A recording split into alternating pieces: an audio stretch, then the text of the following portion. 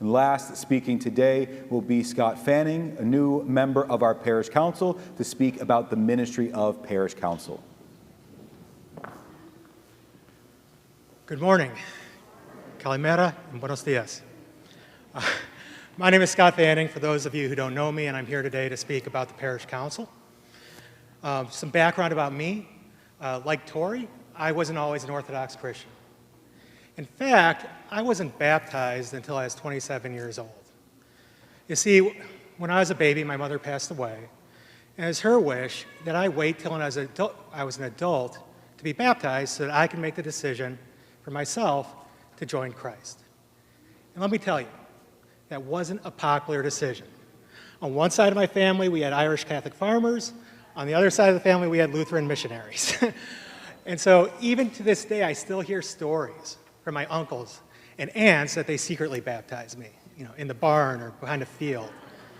And I keep hearing my uncle say, "Don't worry, Scotty, we had you covered." But it wasn't until I met my wife, Leah, where I first started attending church regularly. And I had attended a handful of Catholic and Lutheran services growing up.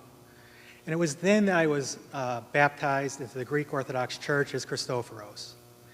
And I give you that background because, boy, it was a culture shock. While some things were familiar, like the Creed and the Our Father, a lot was different. For example, half the services were in Greek, and I didn't speak Greek. And another thing that really stood out to me when I first started attending church here was that there was these men walking around the outsides all dressed in these dark suits. And that stood out for me for a number of reasons. One, at St. Patrick's Church in Wapella, Illinois, I rarely, if ever, saw someone wearing a suit. Most of the time, the farmers would wear their best jeans or khakis and maybe a button-up shirt. So that kind of threw me off. And another thing, they had this way about them. Guarding the perimeter of the church, they were like the Men in Black or some secret government agents walking around with badges on their chest, blocking the entrance to the church, telling you when you can enter, when you can leave, walking around with trays, asking you for money. It was somewhat intimidating. And it didn't help that one of those men at the time was my girlfriend's father, who I think it was his sole mission at the time was to make sure that I was appropriately afraid of him. But I didn't know what they did other than the ushering aspects. And as Tori and Father has mentioned, that's the least of what the Parish Council does. And that's one of the reasons why I wanted to talk to you all, to pull back the curtain, to tell you what the Parish Council does, and tell you the significant impact it's had on me in the short period of time that I've been on it. So from a technical perspective, the Parish Council is a governance board.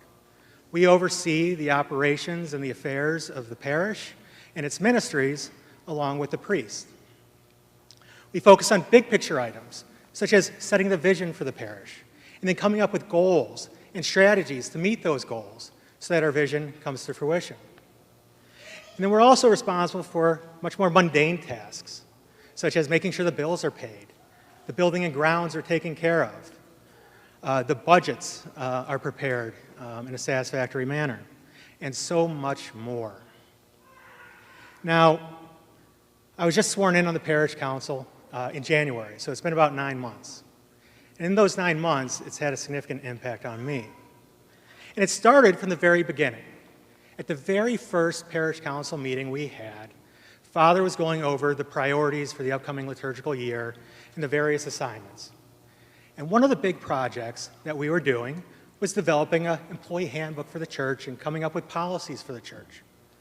So when Father asked for my help, I kind of smirked to myself and said, "Of course, yes." Because I had assumed that he knew that I was an employment attorney, that I represent companies and I draft employee handbooks and policies for a living. I've done thousands throughout my career. I thought he knew that. I was shocked in talking to him later that he had no idea. And in response to my amazement, his response is very simple. God will provide. And it's given me a much more profound understanding and appreciation for what stewardship is. We keep hearing people talk about time, talents, and treasures. And the last thing I ever thought, drafting handbooks and policies, probably the least interesting part of my job, would be one of those areas I could get back to the church. And so it just goes to show that we all have talents.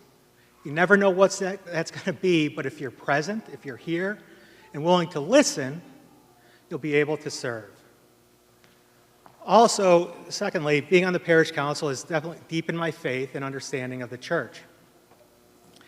One of my favorite parts about our parish council meetings is Father will give what I call a mini sermon, where he does that to make sure that our minds are in the right spaces and our priorities are in order when we're dealing with the church's affairs.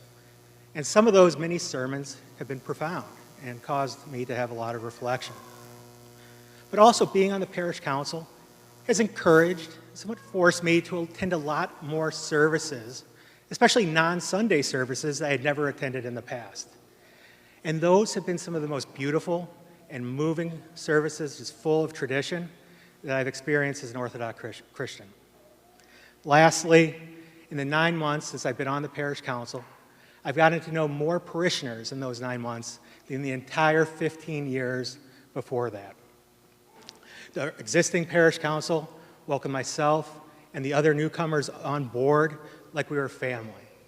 And I've gotten to know some of the most intelligent, generous, giving, caring, and talented people serving with them on the council. And it even turns out one of those really intimidating, dark-suited men turns out to be one of the nicest and sweetest men out there. And that's Brian McAnally. I know he's not here, but he's listening. I'm sorry, Brian, but you are sweet. But don't worry, you're still very intimidating, especially with those gyro knives in your hand.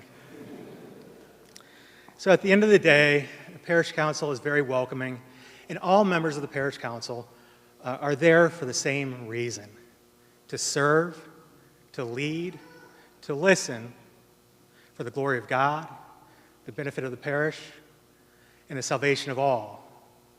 For God desires that all shall be saved and come to the knowledge of the truth.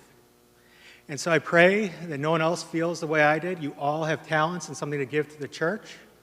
And I look forward to getting to know more of you as the years go on. Thank you.